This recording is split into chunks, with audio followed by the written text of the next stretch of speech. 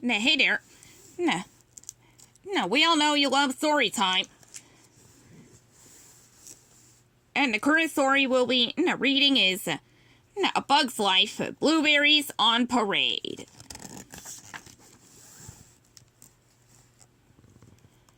Francis the ladybug rested in a bed in the ants' infirmary.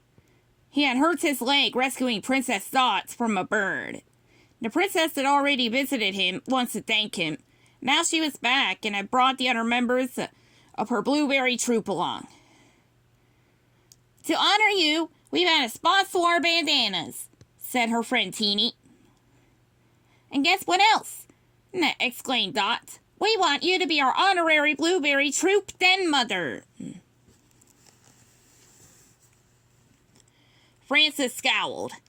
Dot and the other blueberries thought he was a female, because he was a ladybug. Wait a second, he cried. What did he know about watching a bunch of girls? Just then, Dr. Flora came in. Run along, girls. The patient needs a rest. You can visit him later on. Aw, that's too bad, Dot said. Don't worry, we'll be back to visit soon. Den mother. With that, the blueberries left.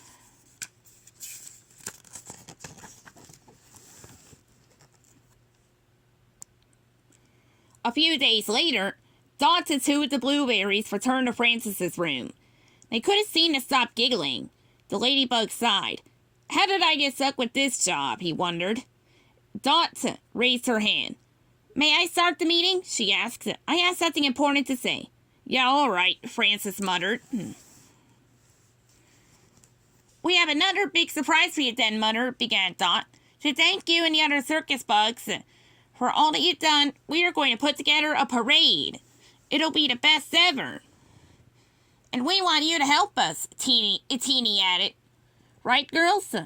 Right, the other blueberries answered enthusiastically.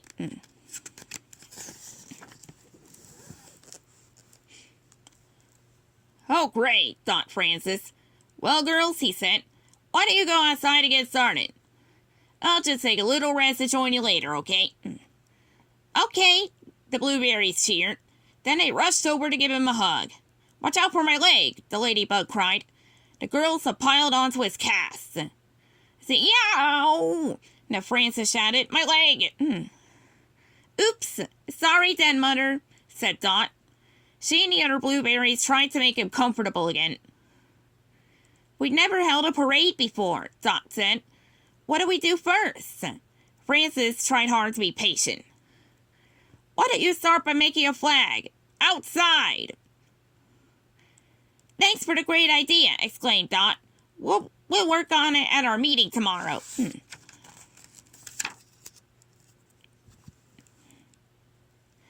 The next day, the blueberries gathered to talk about the parade. They decided to march from the Blueberry Clubhouse to the banquet hall. There, the parade would end with a big party. But the hardest part would be making the flag. They wanted it to be perfect to please Francis. None of the designs they came out with seemed quite right, though. I know, Dot suggested finally. Let's each make a special decoration to put on the flag. That's a great idea, Teeny exclaimed. It'll make the flag extra special. The other blueberries loved the idea. Soon they were sticking flower petals, pebbles, and leaves on the flag with tree sap.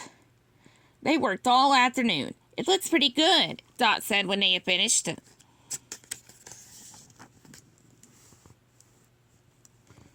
The blueberries were getting ready to show the flag to Francis when, splat! A chunk of berry hit it. Juice dripped all over the flag. What's happening? Cried Dot. Splat!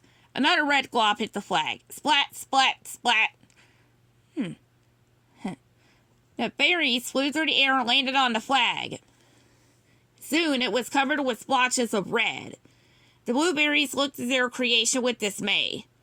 All of their hard work and their gift to Francis had been destroyed. Suddenly they heard laughing. They turned to see a group of boy ants grinning at them. It was the boysenberry troop. The boys turned and ran away. Those mean boys, exclaimed Teeny. They always ruin everything. Now what are we going to do? Let's go ask our den mother, Dot suggested. He'll know exactly what to do.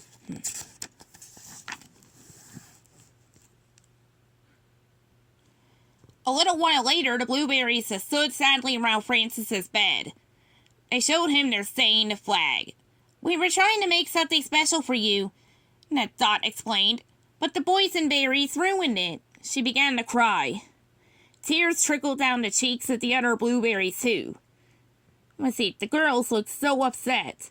Francis couldn't help but feel sorry for them. Maybe I can help them out a little, he thought.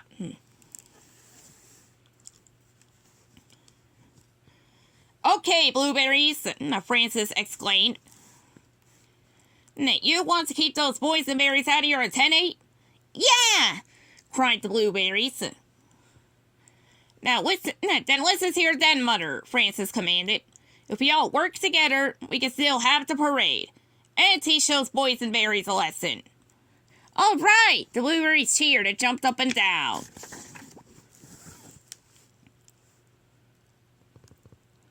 Over the next few days, the blueberries met with Francis. He helped them make a new flag. He also said they needed to get ready in case the boysenberries attacked again. The key is to outsmart them, Francis told the girls, and I think I know how. Then he told them his plan. On the day of the parade, Francis was finally able to get out of bed. After wishing the blueberries good luck, he went to join the other circus bugs to wait for the parade to begin.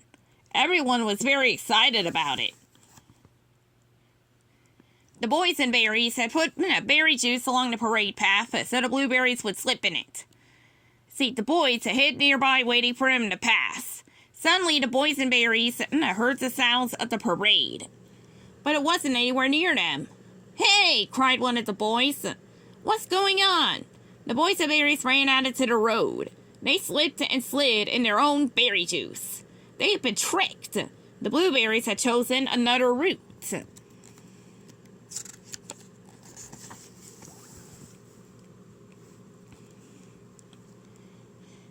Look at that flag, Francis said to his friends as the blueberries approached. Isn't it great? The troops stopped in front of Francis and saluted. Well done, girls, Francis said. The blueberries cheered. Francis smiled and shook his head. Those little blueberries sure had grown on him. Maybe being a den mother isn't so bad after all, he thought. The end.